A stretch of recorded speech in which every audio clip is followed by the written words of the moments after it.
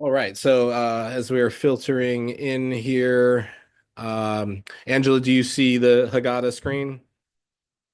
Excellent. Yes, I do. Great. Wonderful. We have a few participants here. Give a little transition time. I had a little struggle myself trying to open the other link. Um, And yeah, so exciting. I've set up this Google Workspace. Um, and so I'm switching all of my tasks, my calendars, everything from my old Gmail, the Terasemian Gmail I was using, and now to this trans religion domain hosted through the workspace.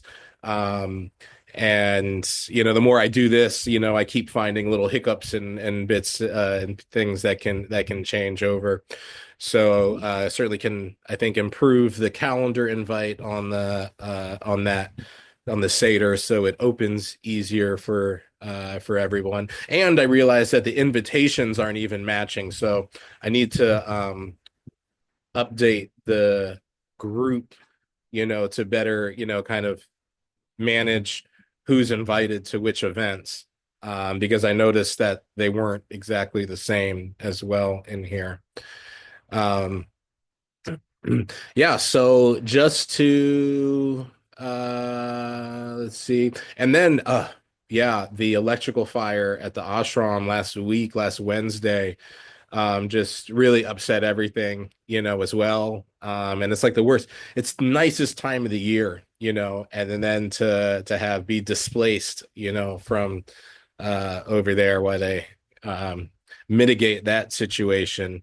But include, like, all of the printed booklets covered in soot, you know, um, all of my documents and everything I've got stored over there covered in it. Um, Unfortunate. All right.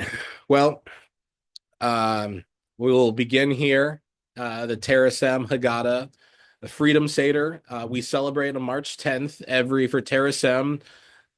We have quarterly holidays, and the last month of each, kind of quarter of the year, we do a holiday. And the first one is the Freedom Seder.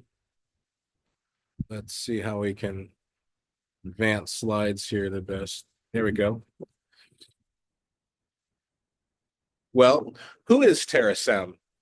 Terasem is a collective consciousness dedicated to diversity, unity, and joyful immortality.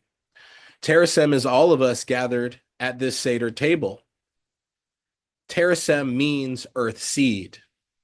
We will grow throughout space and time. We will spread joy everywhere.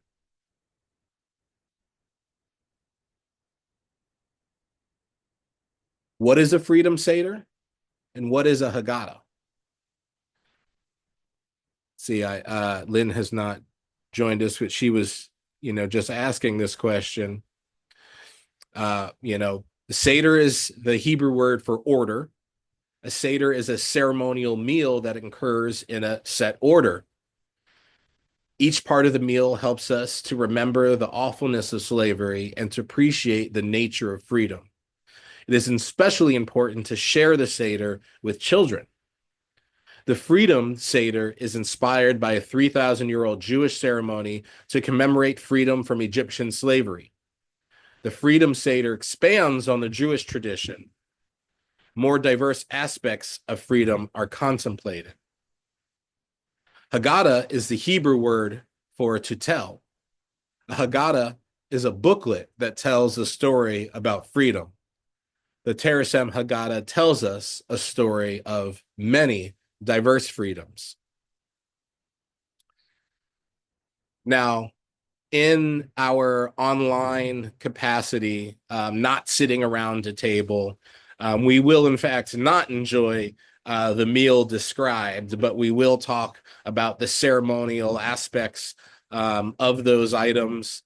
We will not take the break for the meal, but maybe a short bio break between sections of the Haggadah as we continue to tell the story, over and over again. And please feel free, when able, share this recording and this service, this Haggadah, with others. And if you can, around a table, and make the ceremonial food items.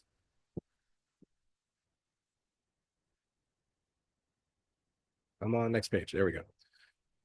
Where is the Freedom Seder celebrated? Seders are celebrated at homes or gathering places.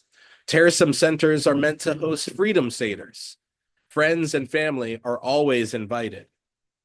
Any place with a Terasem Seder plate and Haggadah will do. We would not hold up the Seder plate and explain the symbols that you would see there. Spring vegetables, salt water.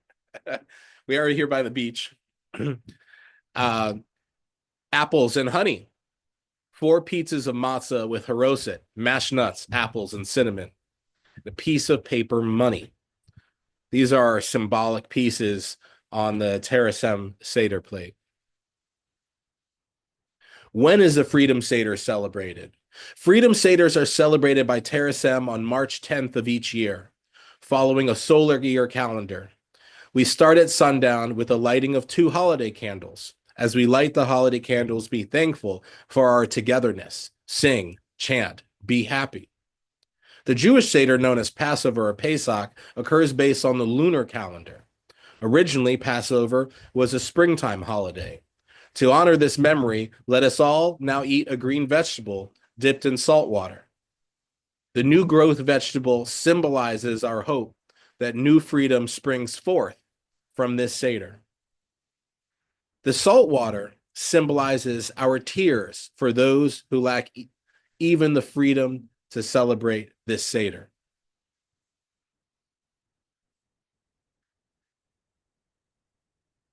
Why is the Terasem Haggadah opened upward? Traditionally, a Hebrew Haggadah, Seder Haggadah, because Hebrew reads right to left instead of left to right, it opens differently. The Terasem Haggadah, instead of right to left or left to right, opens from top to bottom, right? To open our minds up into the cosmos. There are billions of suns in our galaxy. There are billions of galaxies in our universe. And Martina mentioned yesterday, there's actually more neuron connections in your brain than there are stars in the galaxy. To remind us that upwing is a good alternative to traditional political thinking about freedom, which is usually left or right. To help make the Haggadah different and special, for thousands of years, the Seder meal has been people's favorite holiday. What is better to celebrate than freedom? How will this Seder proceed? I'm glad you asked. A leader will ask participants to take turns in reading passages from the Haggadah. Some songs will be sung to respect the inspiration Terasem received from the Passover and other traditions. Ceremonial foods will be eaten, and a meal will be served during an intermission. We will end with a commitment to help ensure that next year more people will be more free next year in Terasem. Unfortunately, this year we are, spread about and, doing this virtually, not around a table, and able to share a common meal. But I will recall our beautiful connection last year. We were able to celebrate the Seder together at the conclusion of the colloquium, or actually, it was at the beginning of the colloquium last year, which was just excellent and amazing to be able to do. And we look forward to being able to do that again and to share this with others. It is also, I need to say, because it's tugging at me. We've seen probably no greater assault on freedom than we have in just recent months and in this last year. And so, unable to celebrate the Seder at the ashram feels symbolic. It feels like, the safe space has been set on fire, has burned, and um, at the same time, I think that there's optimism that in this next year, there's a reminder to begin anew, like the Phoenix, and that this burning, for the ashram, for Terasem, for each of us, is a sign and a calling to renew our efforts again. How it all began. Over 3,000 years ago, a tribe of monotheists from Canaan called the Hebrews were slaves in Egypt. The Hebrews were originally welcomed to Egypt from Canaan as free men because they were related to Joseph, a high advisor, the ruler called a Pharaoh. Joseph was the great grandson of the first monotheists, Abraham and Sarah. Joseph arrived in Egypt years earlier as a slave because he had been sold into slavery by his jealous brothers. He forgave them and helped them settle in Egypt when Canaan was afflicted by a drought. Egypt avoided the Canaanites' desperation because Joseph interpreted one of Pharaoh's dreams to warn of the drought and the stockpile grain. And there we are talking about the telepathy tapes that made Joseph his ability to to understand beyond the visible. Joseph's dream interpretation skills earned him his freedom and a high position, which he used to ensure Egypt grew ever more wealthy. After Joseph's death, the Egyptians enslaved all of the Hebrews. This shows that human memories can be quite short. One reason why we retell the freedom story every year. Filling our cups for the first time. Slaves in ancient Egypt were not even given a day off. The concept of a Sabbath arose from these slaves' freedom. Something good can often be made out of something bad. Sorry, excuse me.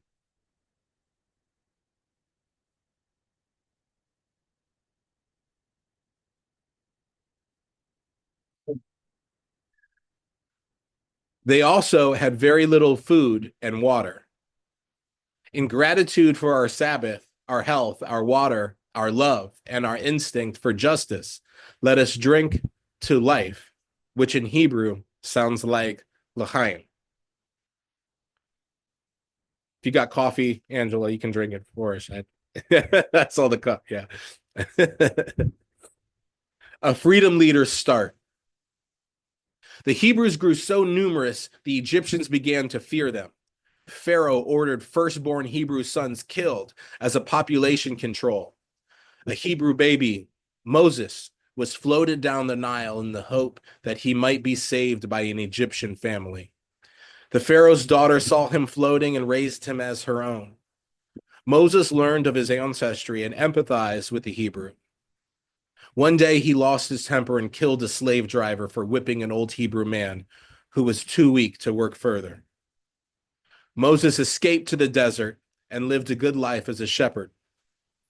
His conscience urged him to return to demand freedom for the Hebrew slaves. He bravely approached the mighty Pharaoh in the clothing of a simple shepherd. Moses' persistence. The Pharaoh laughed at Moses and he refused to heed his plea. Why would the most powerful man in the world give up a huge economic benefit? Moses predicted many plagues would befall Egypt if it failed to free the slaves. Societies built on the rotten foundation of injustice invariably crumble down. The Pharaoh didn't believe Moses. The predicted plagues of illness and disease occurred. To empathize with even the Egyptian sorrows, we diminish our cups for each of the modern plagues. And at this time, we would normally have a saucer plate and a glass of wine. We might take a finger and a utensil, a thimble, dip it in the wine, and then onto the table as we say these words. Empathy with all sufferers. A full cup symbolizes full joy. So we take one cup drop out for each of these 10 modern plagues. Thirst, homelessness, loneliness, poverty, illness, ignorance, bigotry, injustice, violence, and starvation.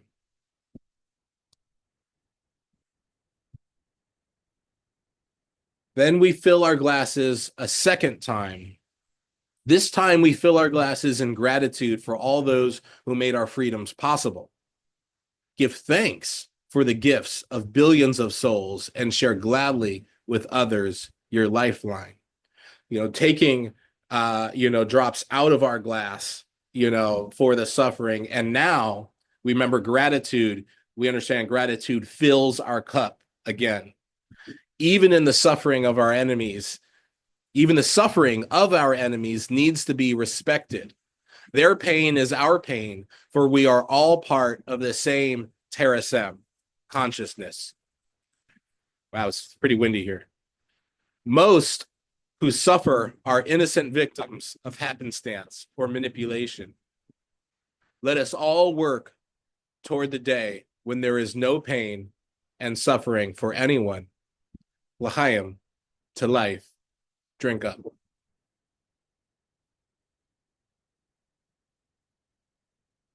Pharaoh relents. Would anybody like to chime in and read? I'll read. Eventually, Moses wore down the resistance of the Pharaoh, who ordered the Hebrews out of Egypt and into the empty desert. The Pharaoh's conscience, touched by Moses's communication, connected the disasters of Egypt to slavery. A lone protester got the most powerful man in the world to give up one of the pillars of his economy. This is remarkable, and we must never forget it. The Hebrews crossed the Red Sea during a rare low tide. Later, the Pharaoh changed his mind and tried to capture the Hebrews. But by then, the Red Sea was back at high tide and the Hebrews were gone. This teaches us two lessons. One, that fortune favors the bold. We must make our own good luck. And two, you won't fail if you don't give up. Thank you. Thank you. The price of freedom. Would anyone else like to read? Yes, Tan. The price of freedom. In the desert, the Hebrews lacked food. We each eat some matzah to remind us of the cheap, fast flatbread they ate in the desert. The matzah also reminds us that freedom requires sacrifice and change. Matzah doesn't taste that good, but it was necessary sacrifice and change for freedom. We have 4 matzahs on the Seder plate for the 4 epochs of sacrifice and or change that we'll discuss tonight. 1. Slavery, self-responsibility. 2. Racism and or integration. 3. What sacrifices are entailed in. 1. Breaking away from someone else, taking care of you. 2. Not making decisions based on skin tone. 3. Living in space and or cyber conscious. 4. Not accepting illness. Determined lifespan. Thank you. Thank you.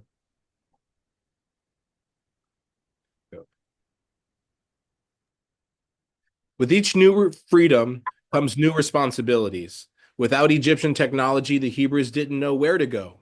Without organized society, the Hebrews had no laws to guide them. They wandered chaotically. Moses crafted 10 commandments to ethically and practically guide the newly freed Hebrew society. We each now dip an apple in honey to remind us that the sweetness of freedom depends upon organizing ourselves with just laws. Order is a necessary, although not sufficient, basis for progress. Sensible lawmaking is the responsibility of a free people. Cooperation is the responsibility of a diverse society. Geoethics is the responsibility of a technically advanced society. Every Seder asks 4 questions. Does anyone like to read them? Sure. Yep. The following questions are asked or sung by the youngest capable child or adult. Why is this night different from all other nights? Why on this night do we fill our glasses 4 times? Why on this night do we dip our food twice? Why on this night do we eat as comfortably as we can be? Thank you. And the 4 answers. This is a night we devote to celebrating freedom and remembering slavery. We fill our glasses 4 times to give thanks for a day of no work, the Sabbath, which slaves never had, to all those who made our freedom possible, the miracles of communications, which makes global consciousness possible, the possibility of an infinite future of joy and happiness. We dip twice to balance the sweetness of freedom with the sadness of slavery. We are at our most relaxed as a sign of our utmost freedom. Welcoming Elijah. We now fill a glass in the center of the table and leave it untouched. It is Elijah's cup. Jewish legend tells of a time when a prophet will come to usher in freedom and justice for all. If he just sips from the cup, the time is not right. If the cup is emptied, the time has come. Within Terasem, we believe we must take self-responsibility for freedom and justice. To evidence our belief, we now open the front door to welcome Elijah as a symbol of our own readiness to take personal responsibility for positive change. Strangers that appear are also welcome to respectfully join our Seder. And I recite Eliyahu. If you'd like to, open your door, window, whatever, you're welcome to in symbolic solidarity. Eliyahu Hanavi, Eliyahu Hatishbi, Eliyahu, Eliyahu, Eliyahu Hagiladi.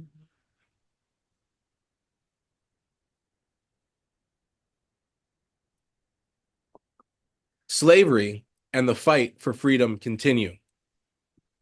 Would anyone like to read this? I'm happy to. Yep, go on, Tom. The freedom of the Hebrews didn't end slavery for other peoples, but the idea of freedom was born, enshrined in the Bible. The idea of freedom inspires us to this day as a meme or shared thought concept.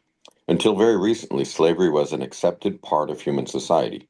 When the United States was formed, most people in the world were in some form of slavery, more or less strict. Even today, slavery persists in some places, and its bad effects, like racism, exist everywhere. Continue. Yeah, if you like, or someone else, yeah. Happy to, whatever. For hundreds of years, millions of Africans were trapped in a particularly vicious form of slavery. European merchants traded alcohol, guns, and other manufactured goods to African traders for African slaves. The European merchants, through their contracted ship captains, then sold the slaves to North and South American planters and purchased agricultural products grown by the slaves from them. Back in Europe, the agricultural products were sold at high profit to be refined into other products. Sugarcane first came to Europe, and in this way, most Europeans became addicted to it. Sugar was also distilled into rum.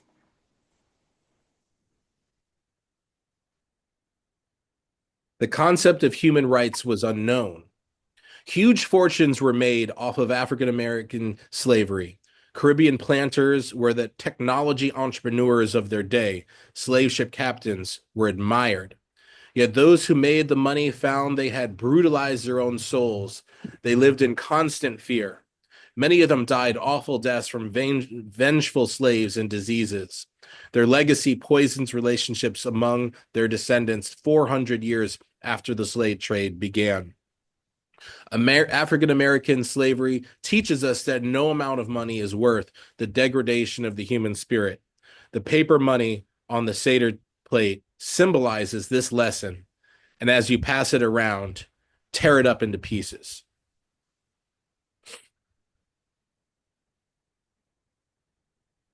Remembering Africa. Yeah, go. Yeah, Angela, go for If it. you would like someone else to, I can volunteer. Absolutely. Absolutely. Yeah. Remembering African American slavery. We must remember the horrors of African American slavery, or else our ancestors will have died a second time. Their beingness, or beams, lives lives on in our recounting their story. Those who forget the past are condemned to repeat it. On slave ships, women were routinely raped. Slaves were made to lay like sardines in their own excrement for days on end. Meanwhile, the small ships rocked in the rough waters. The air below the deck was suffocating. Slave ships were true man-made hells. Inconceivable horrors. The cruelty inflicted upon the African slaves was unprecedented. Slaves were dehumanized to minimize moral qualms. Slaves were terrorized to facilitate their control. About one slave ship a day left European ports for Africa and the Americas for well over 100 years. The ships rarely left Africa without a chock full load of slaves. Rarely did any of the slaves on board know each other. Most didn't even speak the same language as they came from throughout a large part of Africa. Even being on the ocean, which most had never seen, must have been terribly frightening. Treasure our Treasure free- our freedom yeah, go for it. for what our ancestors suffered. Conditions were so bad in the West Indies and Brazil that the slave population couldn't maintain its size without new slave purchases. Newly purchased slaves were branded like animals with their owner's trademark or initials. Some planters just killed any old or infirm slaves to operate more efficiently. In the United States, families were torn apart to meet the demand for slaves on distant plantations. Slaveholders disregarded the anguish of a mother being separated from her children. Slaves shrieked with fear at never seeing their loved ones again.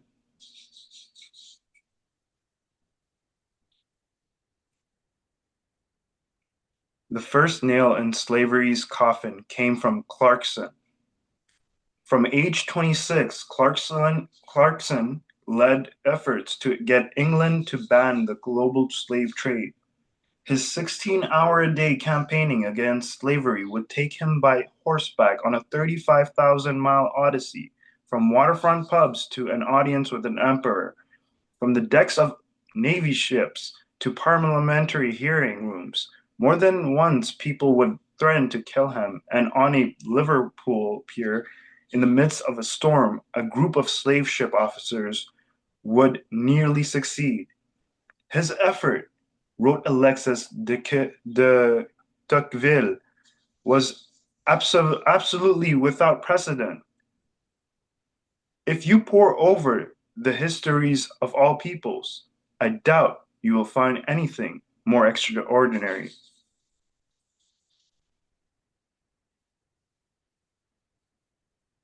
Anyone want to take Read over? it. Yeah. I'll take it. Yeah. What made Clarkson's grassroots effort so amazing? At the end of the 18th century, well over three-quarters of all people alive were in bondage of one kind or another, not the captivity of striped prison uniforms, but of various systems of slavery or serfdom. The age was a high point in the trade, in which close to 80,000 chained and shackled Africans were loaded onto slave ships each year. In parts of the Americas, slaves far outnumbered free persons. The same was true in parts of Africa, and it was from these slaves that African chiefs and slave dealers drew most of the men and women they sold.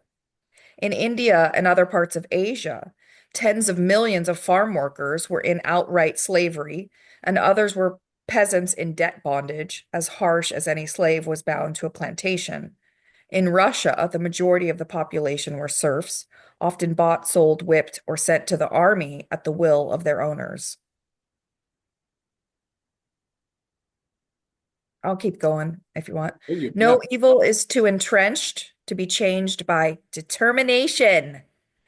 The world of bondage seemed all the more normal then, because anyone looking back in time would have seen little but other slave systems. The sacred texts of most major religions took slavery for granted. Slavery had existed before money or written law. So rapidly were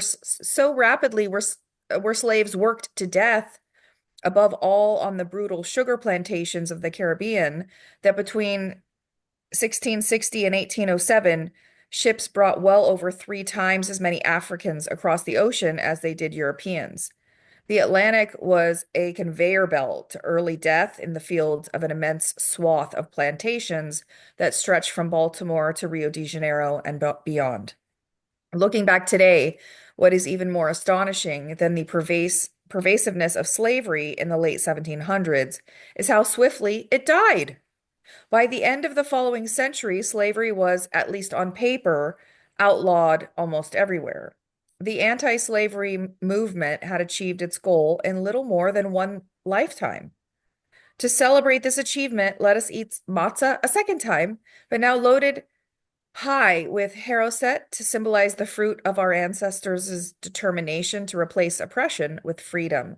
Victory over slavery tastes sweet. Yes, it does. Yes, it does. But I think we have to stop here to acknowledge um, the evolution of slavery and the fact that we did not eradicate slavery, but we institutionalized it through the judicial process. Exactly. I was thinking the same thing, but I didn't want to interrupt this, but that's my goal with the Prison Transparency Project, is to like spread awareness for like mass incarceration. America has 25% of planet Earth's prisoners, and we're one of 200 countries. We're only 5% of the population. We have mass incarceration and excessive sentencing. It's forced labor. It is modern day slavery. It's described as slavery in the 13th Amendment, and it's mostly African American men and women.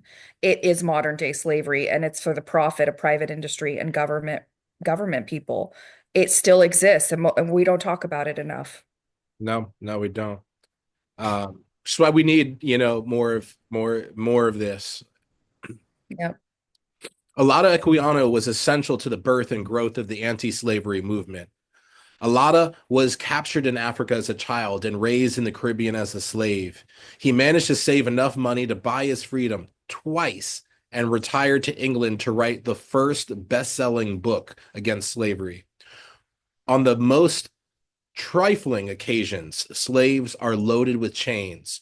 The iron muzzle and thumb screws are applied for the slightest faults.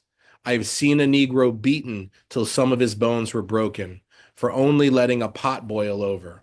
When the slave master chose to punish the slave women, they make the husbands flog their own wives.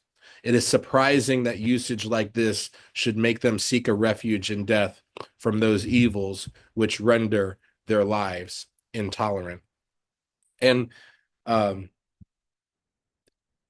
I was interested to learn that the term seeking the warmth of new stars is a phrase created in the Jim Crow South, in enslaved conditions, which was actually part of the panspermic desire of human intention, was optimism born in slavery.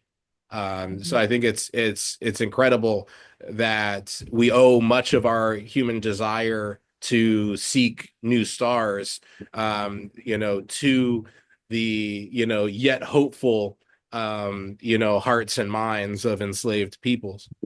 Yeah. And can I just add real quick too that like I've really looked inside America's prisons to where like modern day slaves are gathered. And it's an underbelly and a hell. It's a hellish realm. It is. This is still alive today. Yeah.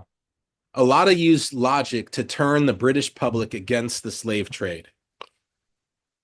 I will not suppose that the dealers in slaves are born worse than other men.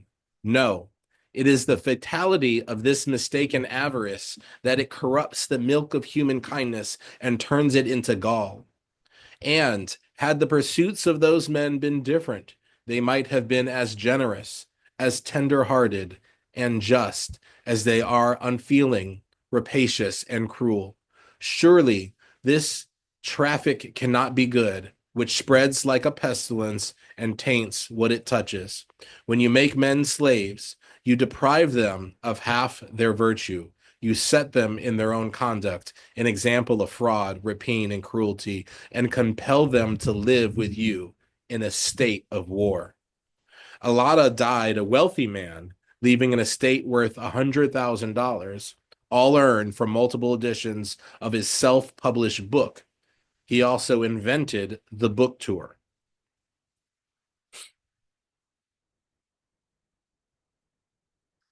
Persistent informed communicators overturned the age-old, all-powerful slavery system.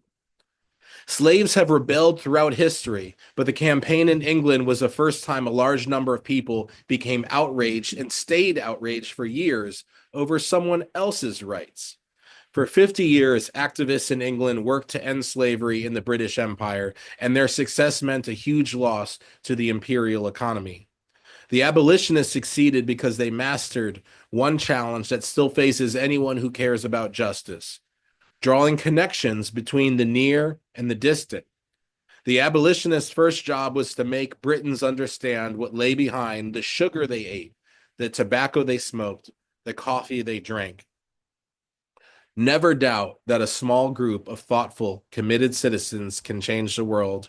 Indeed, it is the only thing that ever has. Margaret Mead, something we have inscribed in all of our ashrams. We now fill our glasses a third time. This time we drink in honor of a modern communications technologies. Books, discs, films, phones, computers, sats, the internet. These technologies are paving the way for Terasem by linking our consciousness together. Alada was able to get inside the consciousness of entire populations through the power of his book. Mass communications was an essential tool in eradicating first the slave trade, then slavery itself, and most recently, legal racism. We must now employ telecom strategies to battle covert racism and other forms of oppression. Raise your glasses and drink to a life of connected minds. L'chaim.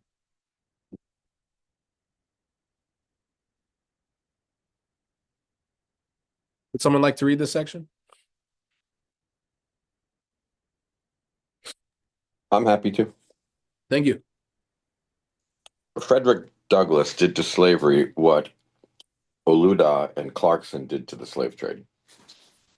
Douglass, born a slave, self-educated himself, started a newspaper, and became America's leading voice for freedom and abolitionist. He used poignant examples of hypocrisy to persuade millions of the need for ending slavery. The mass of professed Christians in America strain at a gnat and swallow a camel. They would be shocked at the proposition of fellowship, a sheep stealer. And at the same time, they hug to their communion a man stealer. They profess to love God, whom they have not seen, whilst they hate their brother, whom they have seen. They pay money to put Bibles on the other side of the globe, while they despise and totally neglect the men who built their own country. Powerful. That's as true today as ever. Absolutely. Mm. Even as racial slavery ended, the enslavement of women continued. Look at me, look at my arm. I have plowed and planted and gathered into barns, and no man could heed me. And ain't I a woman? I could work as much and eat as much as a man when I could get it, and bear the lash as well. Ain't I a woman? I have borne 13 children, and seen most of all sold off to slavery. Seen most all sold off to slavery. And when I cried out with my mother's grief, none but Jesus heard me. And ain't I a woman? Then that little man in black there, he says women can't have as much rights as men because Christ wasn't a woman. Where did your Christ come from? From God and a woman. Man had nothing to do with him. If the first woman God ever made was strong enough to turn the world upside down all alone, these women together ought to be able to turn it back and get it right side up again. Now, old Sojourner ain't got nothing more to say. Cleveland, Ohio, 1851. Oh, yes. Mm. At this point, we would have an intermission and we would enjoy the meal, and then come back after for the conclusion of the Seder, being that we're virtual and not around a table. We'll take a brief moment, if you need a bio break or anything, and before we continue on with the Seder. On the Terasem Day of Freedom, we look forward to the day when nanotechnology will enable us to create any food we want simply through intelligent, automated assembly of atoms. And hopefully that would also alleviate things like starvation and poverty. But I think it's important to note that um, in modern times, starvation and poverty are not necessary. They're constructed, right? I mean, they're intentional. We have more food than we need. It's not lack of food, right? I mean, just a couple weeks ago, $500 million in food rotted in ports, right? Because we intentionally decided not to distribute it. And more than that, rots regularly because we intentionally want to, elevate the price and the perceived scarcity, of these things. And where technology can, offer us a lot of resources, we do have to understand that there are other choices, um, other relations, beliefs that have to be addressed above and beyond our ability, our technological abilities, our sociological abilities also must evolve. Mm. Conclusion of the Seder. During the first part of the Seder, we gave thanks for freedom's greatest past victory, our freedom from slavery. Now we give thought to our next victories, freedom from many other kinds of oppression. Each freedom earned provides a platform for achieving yet greater freedom. Each responsibility achieved gives us the capability to exercise yet greater responsibilities. Ultimately, we can be free of random forces of chaos only by taking responsibility for the very universe. This is the path of Terasem. Who among us will be like Moses and demand freedom from thirst, homelessness, and hunger? Who among us will be like Clarkson and get others to feel the pain of illness and poverty? Who among us will be like Douglas and demand an end to loneliness, ignorance, and violence? Who among us will be like Sojourner Truth and help free us from bigotry and injustice. We must always remember the freedoms we enjoy today were considered by almost everyone to be impossible to achieve, and millions died and continue to die due to that failure of belief. The Native American genocide, centuries of African American slave deaths and tortured souls, 6 million Jews in the Holocaust, millions in African ethnic cleansings, millions in Asian political killings, 200,000 a day to illness today. The greatest part of our freedoms were achieved by persistent, persuasive communications. Freedoms were won quickly compared to how long we were oppressed. The spark of freedom is always to dream. It can be achieved.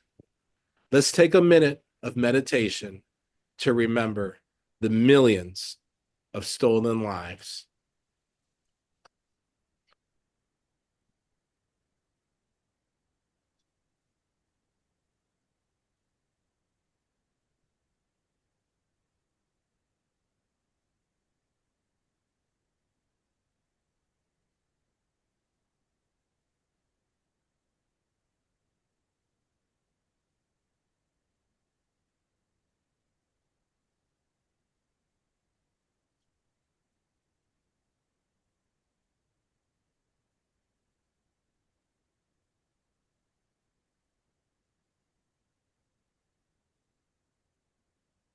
I'm personally, reminded of the incredible amount of innocent civilians who have been killed in warfare, from Tokyo to Dresden.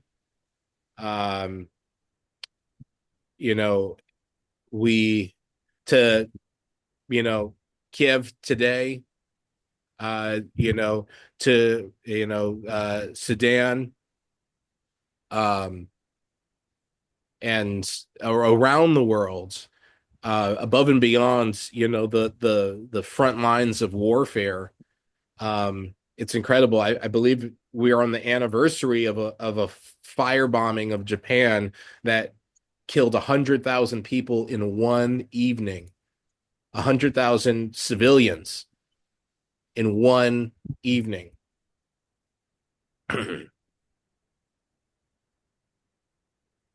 I have a dream.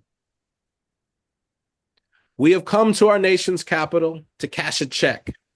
When the architects of our republic wrote the magnificent words of the Constitution and the Declaration of Independence, they were signing a promissory note to which every American was to fall heir.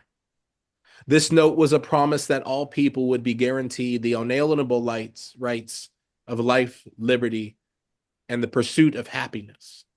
It is obvious today that America has defaulted on this promissory note insofar as her citizens of color are concerned.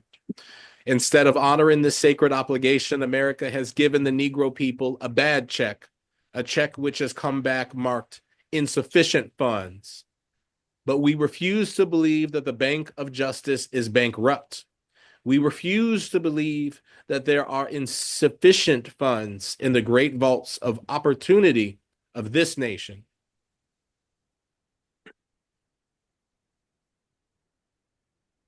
So we have come to cash this check, a check that will give up upon demand the riches of freedom and the security of justice.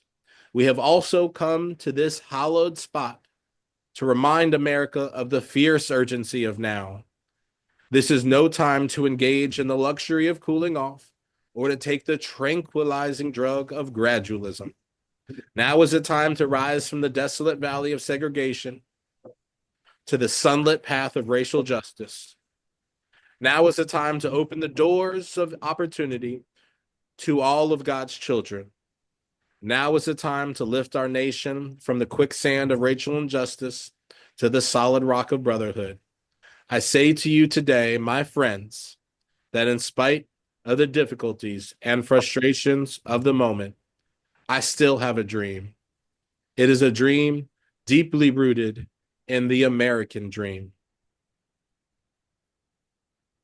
I have a dream that my 4 little children will one day live in a nation where they will not be judged by the content of the character, judged by the color of their skin, but by the content of their character. If America is to be a great nation, this must become true. So let freedom ring from the prodigious hilltops of New Hampshire. Let freedom ring from the snow-capped Rockies of Colorado. Let freedom ring from the curvaceous peaks of California. But not only that, let freedom ring from the Stone Mountain of Georgia. Let freedom ring from every hill and molehill of Mississippi, from every mountainside. Let freedom ring. When we let freedom ring, we let it ring from every state and every city. We will be able to speed up that day when all of God's children, people of every color and hue, will be able to join hands and sing in the words of that old Negro spiritual. And please feel free to recite with me. Free at Free last, at last. free at Free at last. At last. last. Thank Thank God God Almighty. Almighty. We are We free at We are last. free at last. I won't, recite this, sing it, here without music accompanying and whatnot. But the traditional Seder song we sing when Israel into Egypt was in Egypt land, let my people go.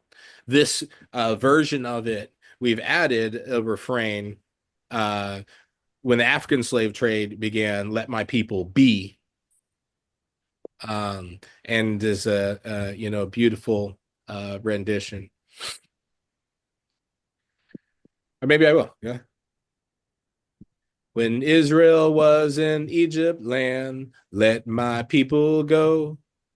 Oppressed so hard they could not stand, let my people go. Go down, way down in Egypt land. Tell old Pharaoh, let my people go. When the African slave trade began, let my people be. Not y'all oppressed so hard they could not stand. Let my people be.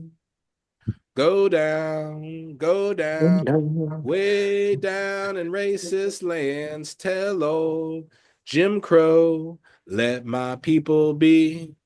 Thus saith the Lord, bold Moses said, let my people go. If not, I'll smite your people dead. Let my people go. Go down, way down in Egypt land. Tell old Pharaoh, let my people go. I have a dream, bold Martin said, let my people be. If not, your greatness will be dead. Let my people be. Go down, way down in racist lands. Tell old Jim Crow, let my people be. As Israel stood by the waterside, let my people go. By God's command, it did divide.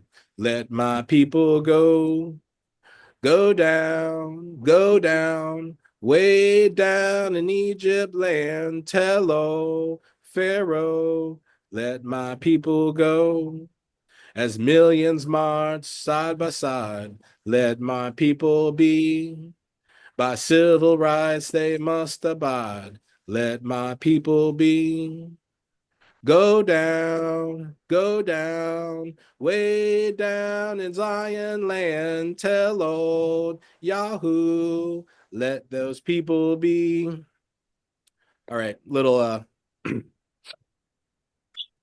uh improvisation there at the end, because despite the origins of this story, as someone raised in a Jewish household, someone who served in the IDF, the situation in Israel and Gaza is completely inhumane and unsustainable, and that has to be called out in this story. If there is a new chapter to this song and this story, it absolutely needs to be, a something that, changes this dynamic of hate, of violence.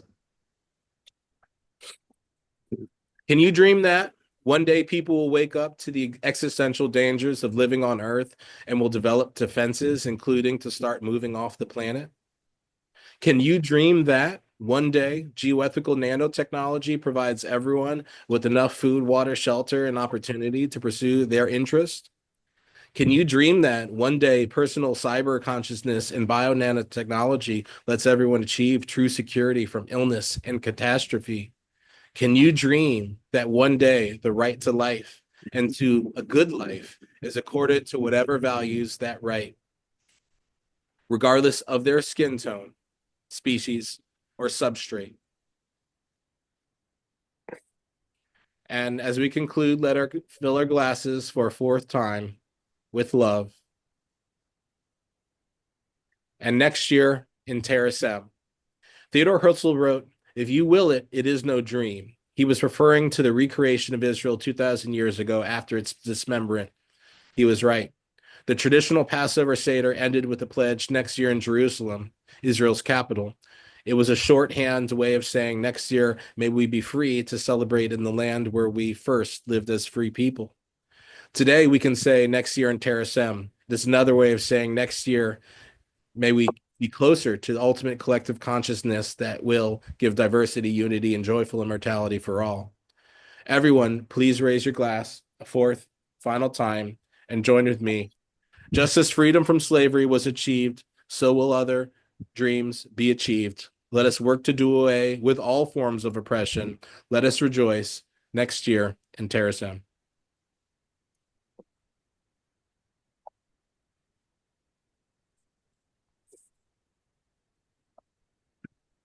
Dayenu is a Hebrew word saying this alone, we should be grateful.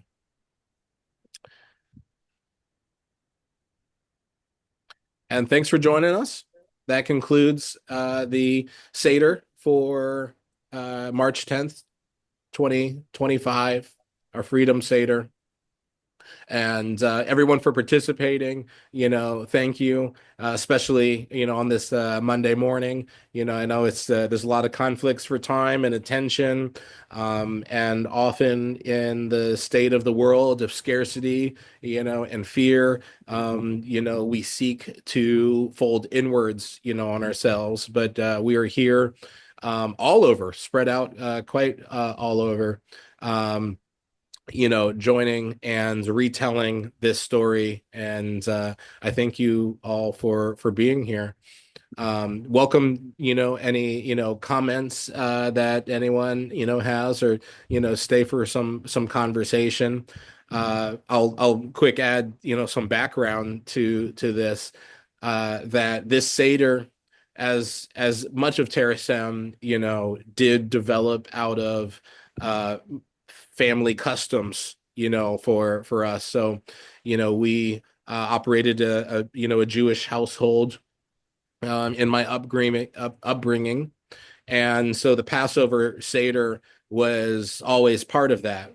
Very early on, we added to the traditional Hebrew, Passover story at the end, the youngest child capable, just like reading the four questions, the youngest child capable would recite from memory, I have a dream speech. Martine and Bina would have us practice for weeks, transcribing the speech in order to help us memorize it. And the youngest of us would recite the I have a dream speech as part of our Passover Seder.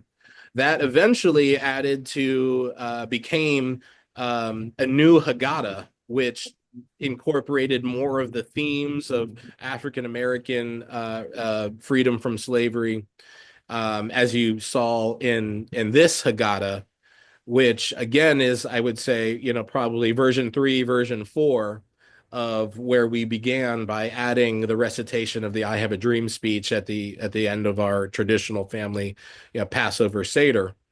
being that, Martine's side of the family were European Jews who had emigrated here.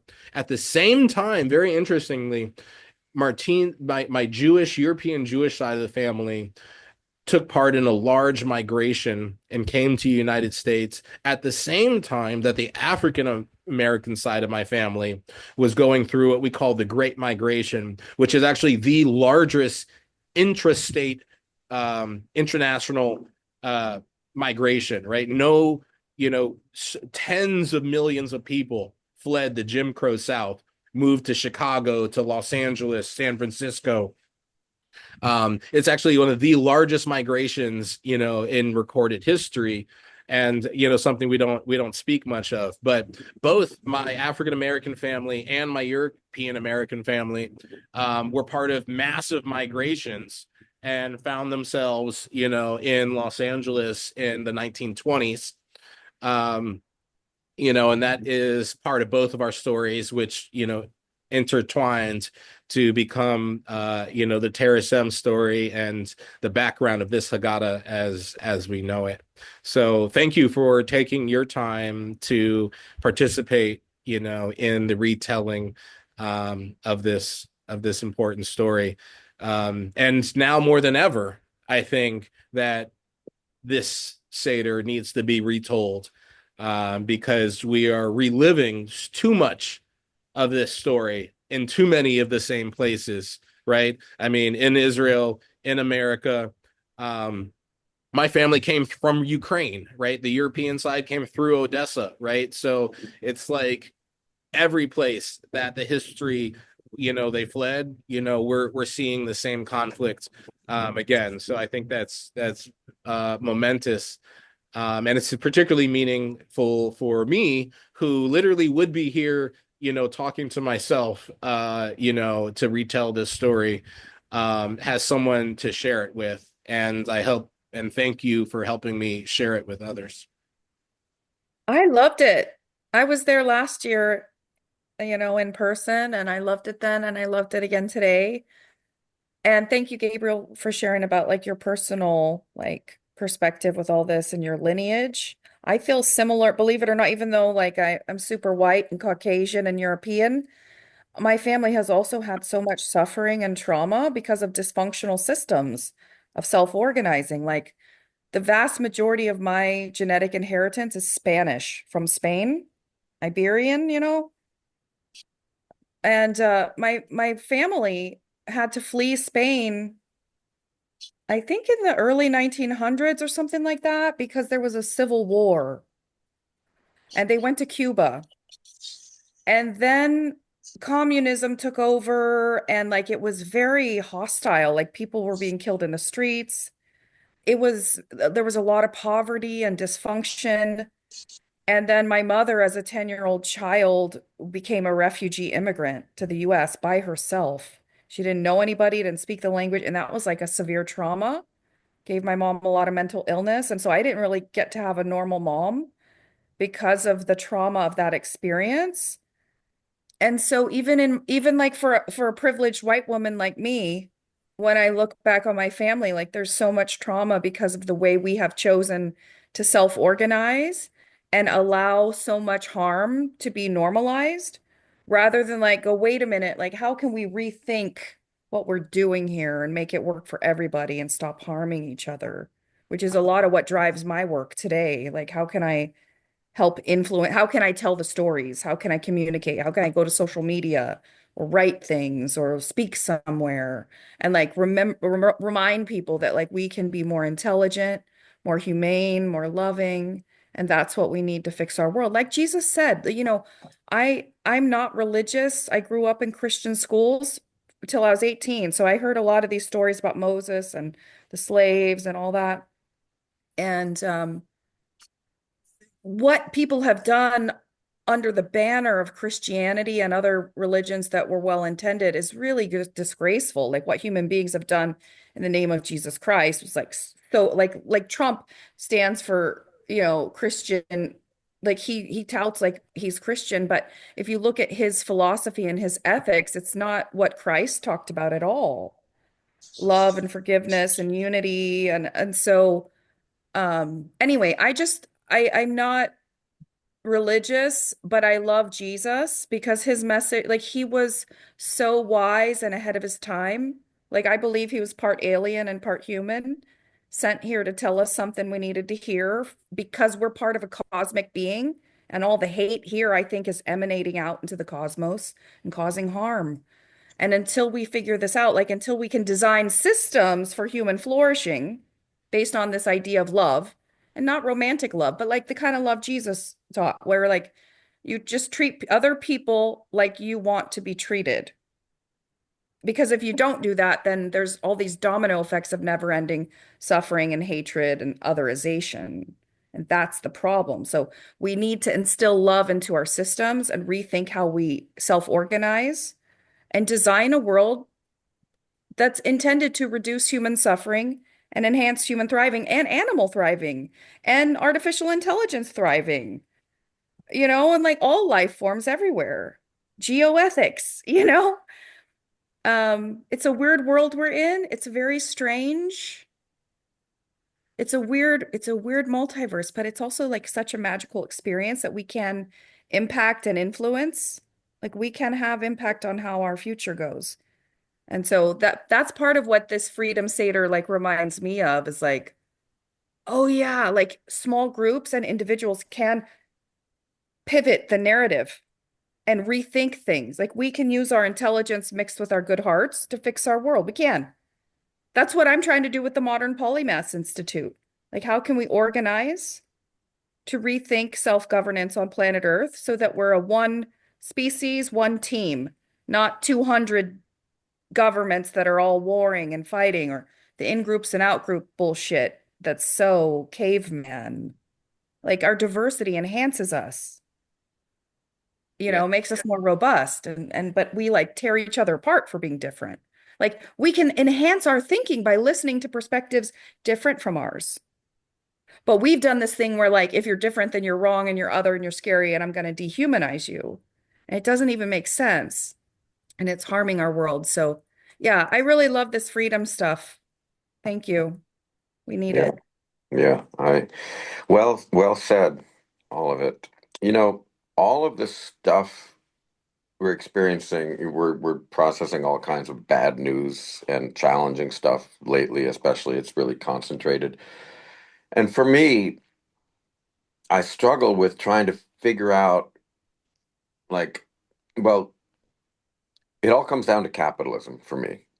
Capitalism brings out the worst in people on so many levels. I'm not saying capitalism is bad fundamentally. Obviously, everything is nuanced, and one of the biggest problems with the modern world is people like to be one way or the other. The partisanship, it's black and white. People don't have the sophistication or don't embrace the sophistication that they do have the capability of nuance and gray scales and stuff like that. So you're either this or you're that, and it's horrible. But then literally almost everything that is difficult these days or challenging or problematic or dangerous comes back to capitalism and what that has brought out in people.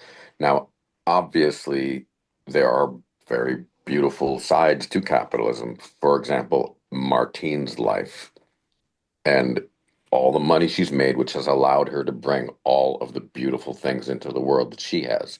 She's just an incredible, incredible entrepreneur and forward thinker and futurist and loving, giving. Incredible what she's done with the benefits of capitalism. But so again, it's nuance. It's not good or bad. But just like what in the world, how can we fix this? What in the world can we do to incorporate some kind of capitalism that is modified so it doesn't bring out the worst in people? And the Yeah. fear and the selfishness, because that seems like it seems to be the root of so many of the issues that we struggle with. It comes back to that.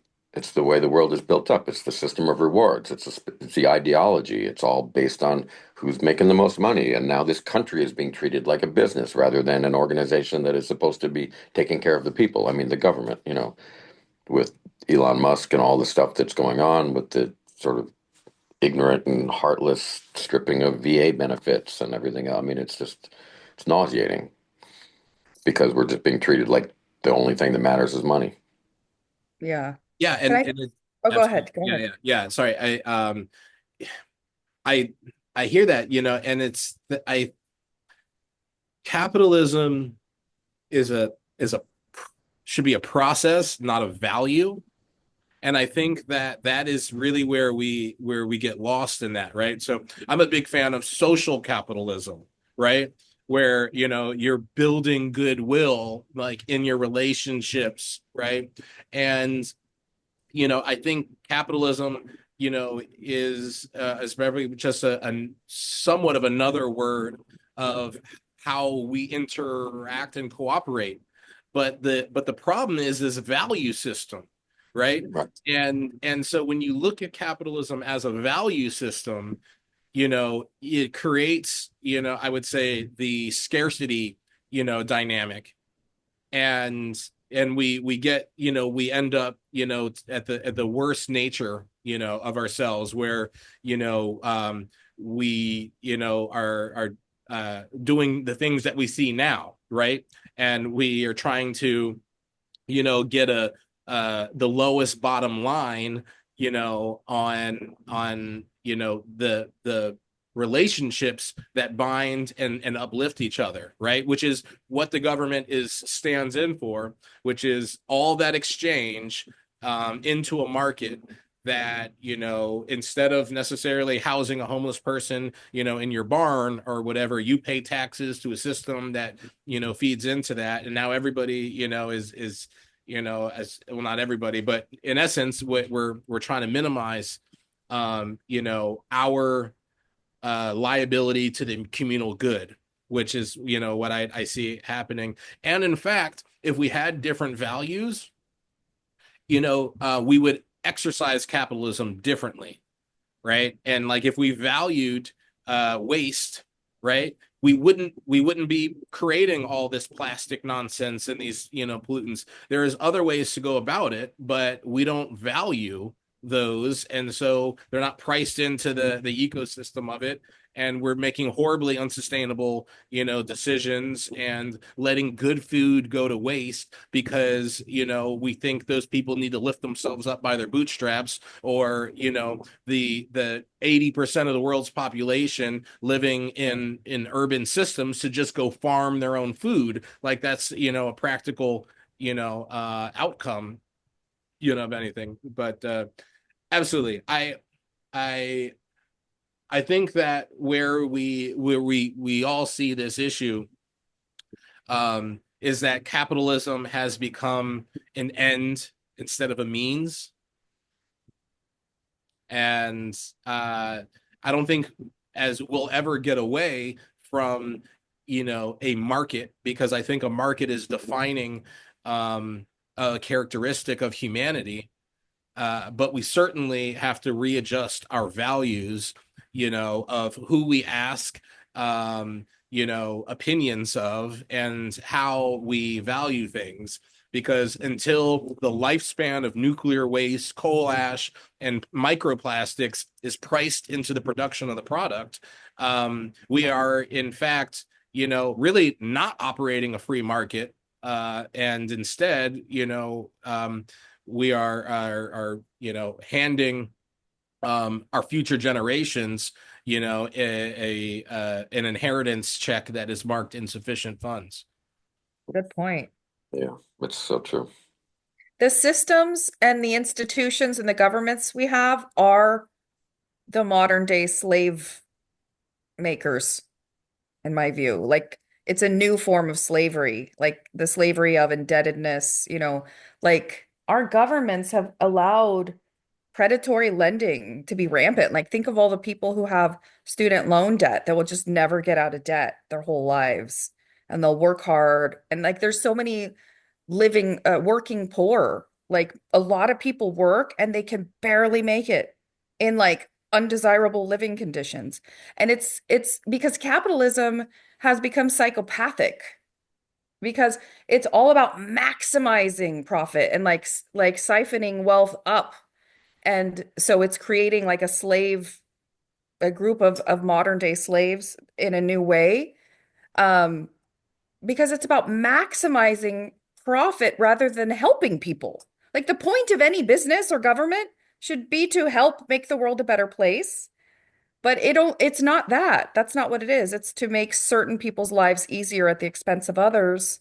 And it's a dumb system. We need to, honestly, the reason I founded the Modern Polymaths Institute is so we would have some banner or umbrella to organize the right people to make a strategic plan for humanity at a global scale, not just to end the meta crisis, but to ensure every human being alive today, if you're born, that you'll have your basic needs met. Housing, education, healthcare, like we got to rethink how we're going to make that happen. Because until we do that, and I know this from having studied who's in prison, like people who hurt other people, why do people go to prison? Why do people harm other sentient, conscious human beings? Well, it's because they got trauma and bullshit and bad options, poverty, trauma, addiction, mental illness, and so people do horrible things to one another and it makes a hell realm on earth because we haven't designed a world where everybody has their basic needs met. So when human beings are in survival mode or horribly traumatized, they do bad things. So if we want to end suffering, we need to design systems, institutions, and self-governance designed for everybody to thrive. And that means we have to have our basic needs met first. And then once everybody's got their basic needs met, oh, then we can thrive and do what we want and enjoy our lives. But what about the sort of aspect of human nature that we all seem to have this greed and selfishness where empathy is optional? That seems to be part of people. And when you start to amass stuff and you can turn off your empathy, you want more and more and more because that releases chemical reinforcements in your body and you get excited and it's rewarding, and like that seems to be like a big flaw in what you're talking about in creating a world that is. I have a plan for that. Okay, one of my childhood friends, Dr. Sarah McConnell, wrote her doctoral dissertation on compassion. She's one of my best friends. Compassion and empathy can be taught just as much as fear and greed can be taught. Jesus taught love. We need to teach love. Yeah, yeah, It yeah, needs to yeah, become normalized. We yeah, need to make it we need to make it shameful to harm other people. That needs to become the new norm. People who harm others, who are selfish, psychopathic, sociopathic, including our own government, yeah, that they need to be, someone's got to tell the truth. And it's not to cause harm to them per se, because causing harm, we should never want to cause harm. But we need to tell the truth. And the truth is that the world we've co-created harms a lot of people. And we need to rethink it so that it's rooted in love, empathy, compassion, and everybody being able yeah, to thrive, not yeah, just some. yeah. Yeah. That's incredible. Yeah, you guys have a great perspective coming together. The honestly, yeah, capitalism with its, you know, it's very oriented towards private ownership, right? And it does not help the masses to unite. There's the it's meant the system is meant to have you in a narrow path away from understanding the proper vision that can create coexistence with the source that we all emanate from. And yeah, I'm only 25 and I've grabbed the I'm grappling with the understanding of um these sorry, I'm getting sidetracked with like a bunch of notifications. Technology can help you, but sometimes it's just it's just burdensome. But as I was saying, so I'm grappling with these subjects from politics, science, and the the what's it called? The psyche, right? So it's like having these kind of narratives go on and having like joining today's call has really helped me understand a broader narrative that is ongoing. And I am like, first of all, like I'm really thankful for being here. It's provided an insight which I will be using throughout my days and months until the next meeting we have. Spread it to So others. yes, yes, absolutely that. Yes, yes. I'm already have some like yeah, yeah, definitely we'll be sharing this message. Um yeah, to yeah, yeah, honestly, um considering one's own history and the experiences we've had and utilizing our energies and the traumas we have we're unearthing is is creating an is creating an aspect of the of how should I say this? Um,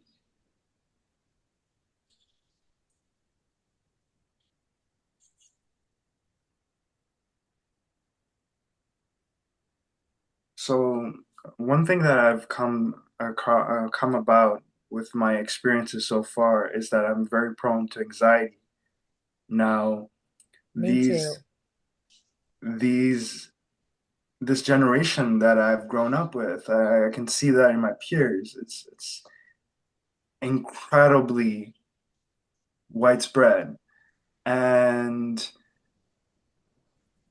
the if we look at how it was bred into this generation, you can stem it from the 1910s with the the the the the cultural indoctrination of using drugs to facilitate a new disorder, like how the DSM was revolving. And we started creating generations where the panic became more a common term in the DSM, right? Before it wasn't. And now we're only I'm in the beginning in Zoom. the 1960s or 70s to grapple with what actually anxiety Yeah, I'll is. get Rock. I'm not in the long one. Sorry. Yeah. Yeah. So unraveling the sources of anxiety and because like I come from a immigrant family. I'm a first generation Canadian, Bangladeshi, and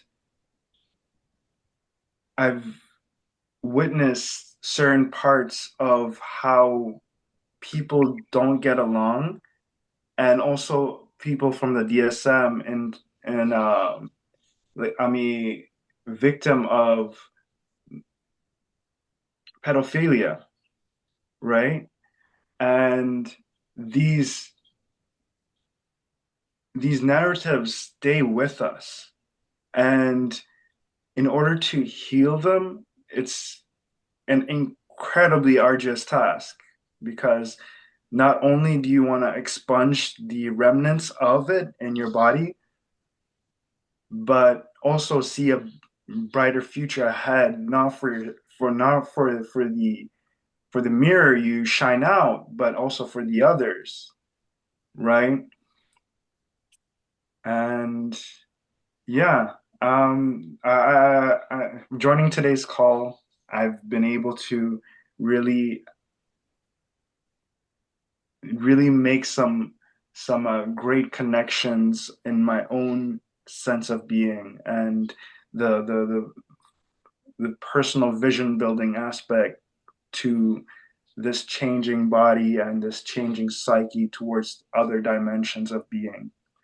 So, thank Yeah. you for your Thank you. thoughts. Thank you for being here, Tan. And so we just had someone else join us, which I think is a great reference to these connections and things that you're talking about, is Neil, who just joined us, who is the head of the Church of Perpetual Life, also here in Florida, and another community, that is, addressing, the anti-aging, the longevity, conversation in here. So Neil, we just completed the Freedom Seder, and we're just kind of, in closing conversation.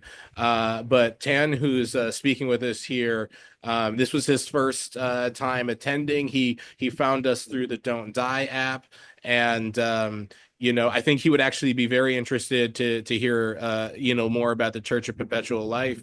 And I'm not sure how much Tom and Angela have been involved there, but welcome, Neil. Great to see you. Thank you. Thank you, Swami Gabriel. I appreciate you inviting me and having me here. I look forward to the 10th every month, but it seems like the 10th is not a good day for me for some reason. Yeah. But I'm glad to be here with you all. Dr. Angela, Tan, and Tan, I'm sorry I interrupted you there a moment ago. I thought I was on mute, but I apparently pushed the wrong button and I got off of mute. But great to be with you. Yes, the Church of Perpetual Life. We're in Pompano Beach, and we also are everywhere because we are in Zoom. We are also in YouTube, so you can watch and be part of the event for all of the events that we have. And Gabriel, this month we've got Chip Walter, who wrote the book Immortality Incorporated. He's flying into town to be able to give a presentation and do a book signing. We had him scheduled 4 years ago when his book just came out, but of course COVID happened, and he was the first one who was knocked off the slate from COVID. But yeah, we're having some great things happening up here in Pompano Beach, or down here from you, and I'm just pleased to be here with you both, with you all rather, Tom, and it looks like Dr. Angela, Tan, and you, Gabriel. Sorry to be late coming to the party today. Yeah. Nice to meet you, Neil.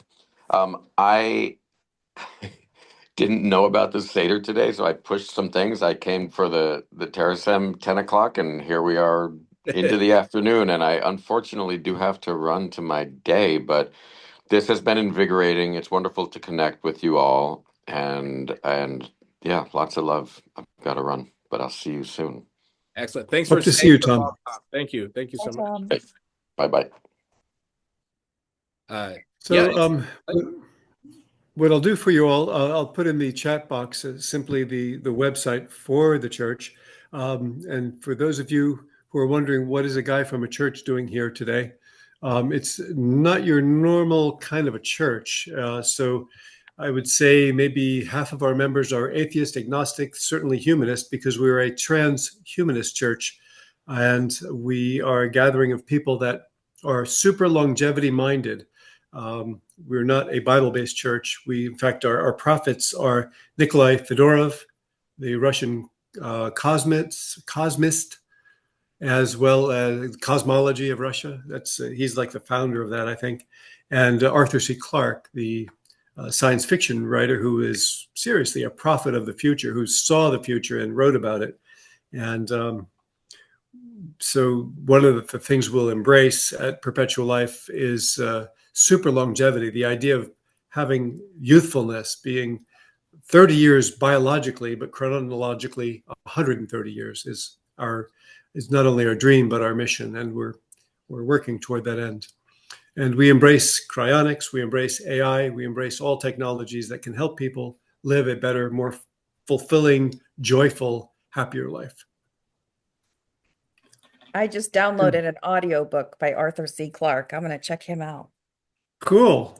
Cool. Yeah, he's Can got I some share great books. can I share something in response kind of that came up when Tan was talking just real quick for like food for thought, like a random side note?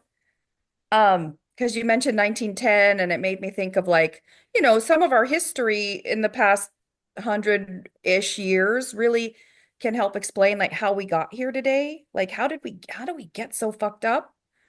And I think I have I've had a special life so that has given me a glimpse into things that most people don't see. I've had such a weird upbringing, like my mom being an immigrant, but white, but Hispanic, my redneck Beverly Hillbilly family on my dad's side.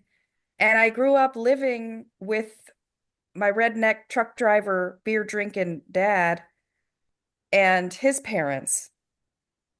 And then I became like a White House intern and a doctor and like but I've gone into prisons, but I've no polymath geniuses and like I've just had such a bizarre life, which has made my thinking like really unique, I think. And one of the unique things I experienced was I was raised by people who went through the Great Depression, my grandparents. My grandpa George was born in 1922. My grandma Georgia, like the most influential person in my whole life, was born in 1933, and they grew up real poor. My grandma was from backwoods Arkansas. She had to eat squirrel and turtle and things like that to survive. And my grandfather grew up one of six kids with a single mom. His dad died young on a farm in the middle of nowhere. My grandpa was working milking cows by the time he was like 3. And that's who raised me, people who survived extreme poverty. And I really think that the Great Depression is part of what explains how we got here today. Because the Great Depression, that whole generation, they survived World War II and a lack of money. So all they cared about was having lots of money and food and surviving. My grandpa used to say his mom told him, work hard and save your money. And thank God he did. It's really put me in a good place in life today. Thanks, Grandpa. I call him Santa Frampa because he worked hard and bought my freedom. I'm free to use my life to help humanity because my grandpa toiled away his whole life and left me some inheritance. And the thing is, that generation cared so much about money and survival because that they had such lack growing up and such trauma, the trauma of poverty. And then they had this whole generation of kids, the baby boomers. And what the baby boomers were taught to love was money. They were taught to amass wealth and that was what mattered the most, the pleasures of life, not being poor. And that made this sort of greed and selfishness normalized. And then wealth kept getting extracted up, which meant money was being taken out of the economy and put into accounts where they'd remain numbers on a screen. And in wealth, the disparity got bigger. So that meant more people were doing without and having to, and so now, like in 2025, it's like, man, you could work hard full time and still barely make it in the modern world. And I think, but like part of how I think of it is that, well, it's patriarchy too. Like patriarchy has dominated our governance and our systems and institutions. And patriarchy, when done in a healthy way, has so much to value, like protect and provide, and but like the feminine has been sidelined. And I really think that that's part of how we got into such a mess, because the feminine energy is really about nurturing life and caretaking and sacrificing, self for others. The feminine is loving, and that's what's been sidelined. And I think that's part of what we need to keep in our thinking is that like the patriarchy, which is driven by testosterone, it becomes very territorial, very protective, very outgroup, other oriented. Patriarchy created, the war machine. I think you could argue it created slavery. It created mass incarceration. Like toxic patriarchy is a big part of like what created the problems of our world.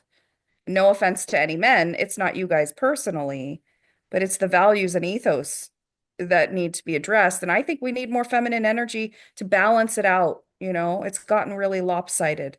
And I love that Martine is like the amalgamation of like so much of this stuff. Your patriarchal or your paternity, what did you say, Gabriel? Like your paternity is matriarchy. Yeah, yeah. How do you say it? Well, yeah, feminism is my patrimony. Yes, So, that's what we need. the legacy that I've, inherited from my father, right, is the deconstruction, I mean, of patriarchy, but you are right to say that what we know as, sexism and racism, are products of the patriarchal state, Yes. that have been handed down. And, I Become think normalized, and it's absolutely. not normal. Yeah, yeah. It's not, it's not even so, and this is the whole thing. Is so we say patriarchy, and we are tempted to assume that all men are fathers, right? But that's actually not true, right? And so it's not really about, your genitalia, your sex, your sexuality. Um, but we do live in a system where rights and privileges, and even freedom, are, inherited through a patrilineal system, right? And so, in fact, all lower classes are in effect, um, reflections of essentially people who have a different father, right? And um so that even women to in an essence of that aren't in the likeness of this. And this is why many traditions ban we call idolatry, because that is a factor that has come into to it is something that helps project patriarchy, and even the monotheistic male deities, right, are a representation of that. And this is how Christianity has gone so far off course, right, from the things that Christ said to the things that we see being done today. This is all resulting in the Roman patriarchal state co-opting the institution of Christianity, right? um, Mm. but there is another path, and I would say that it's um, the alternative to patriarchy is not matriarchy, right? The alternative to patriarchy is matricentrism, and because the difference is the archy, which is a triangle, versus centrism, which is a circle, right? Mm. And you can add matra or patra as a prefix onto it, but the real root, the real Latin root is archy versus centrism. And for the last few thousand years we have been reinforcing forcing the archy side of it and losing track of the centrism side of it.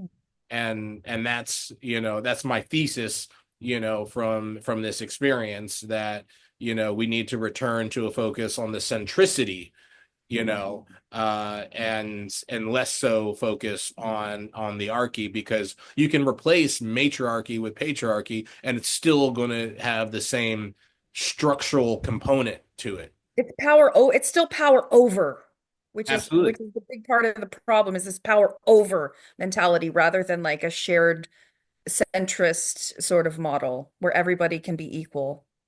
Absolutely. Yeah, that's great. So we should begin wrapping it up. It is a Monday. I do have other responsibilities as well, yeah, to get to. And but I think this gathering, Neil, you're a great friend. Thank you for hopping in here. I very much look forward to participating, more with the church events. I don't know if you have gotten much engaged with the Don't Die app. Um, but that's actually, as I said, we created an event on Don't Die, and that's how Tan found us. And I would actually I would say that the monthly gatherings for Church of Perpetual Life should certainly be represented there. Maybe even more so because Terasem does have more of an abstract, philosophical, spiritual component to the conversation, where the Church of Perpetual Life is much more uh, functional and practical into the processes of anti-aging and longevity. So, one second. Give me 10 minutes. Okay, bye. Okay, sorry, I was just signaling. My son's getting picked up, but someone's getting him. So yeah, the Don't Die app. I'm not sure what this is, but I'd definitely be happy to interact with that and engage with that. There is, of course, the Don't Die Summit, which is Brian Johnson. I have a feeling it's got nothing to do with that, or does it? Yeah, Brian Johnson created an app Okay. around that whole thing. So the Don't Die Summit is part of it. But it's a social media gamification of wellness, so you do your bio readings, you do certain tests and, maybe blood tests, push-up tests, all of this. And you kind of share your progress and it scores you on a regular basis. Yeah. That's cool. Yeah, that's really great. And so this is a real time, really people doing different things, saying this is what's working and this is what's not working, and everybody can share in that information, I take it. And that's terrific. I'm glad that you told me about that, and I'll look into that, certainly. Okay. Yeah, I'll get that checked out and get that happening, not just for me, but for many of the members at the church. That's good to know about. I am going to the summit. I don't know if you're driving down to it or flying down to it, Gabriel, but I think it's in Miami. Where is it? The end of this month or next month? But it should be good. There's a couple of things going on that everybody should probably be aware of. At the end of April, there's Heal INC in the Bahamas, and I'll be at that one. And I'll be at Brian Johnson's one. I'm not planning on going to the one closer to you, Gabriel, in Palm Beach, which is Brad Inman's Live Long Summit. I went to it last year. It was great. This year, it seems to be more of a smaller crowd they're looking for there. But I'm just too busy and unable to go. But yes, we share a lot, Gabriel. We share a lot with the Terasems and the Perpetual Lifers. We are very, I think I call your organization a sorority or fraternity to our organization here. I think I've called you a sister church or a sister group to many different media people looking to do documentaries and such. And you'll be hearing from a couple more, by the way. But yes, it's important. Now, what Angela had to say and what you had to say, and I missed what Tan had to say as I came in late, but I want to thank you for putting these on. And whether I'm here or not on the 10th of the month, I'm still thinking about you guys. Sometimes I seem to be on a plane, can't get to you, or sometimes I'm crazy doing something else and it's on my schedule and I miss it. But it gives me a great feeling knowing that you all are doing the 10th of the month events. And I'm so glad to meet with you today. Yeah, I'm glad to have joined today's call. Like I said earlier on, I initially was just updating some apps. I didn't even know what the Down Die app was about.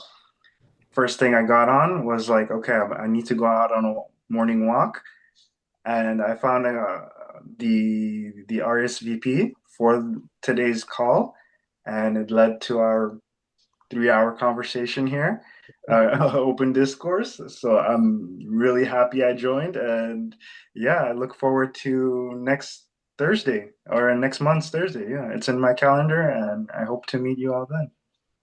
So I put in the chat box the website for the church. Tan, where are you physically located?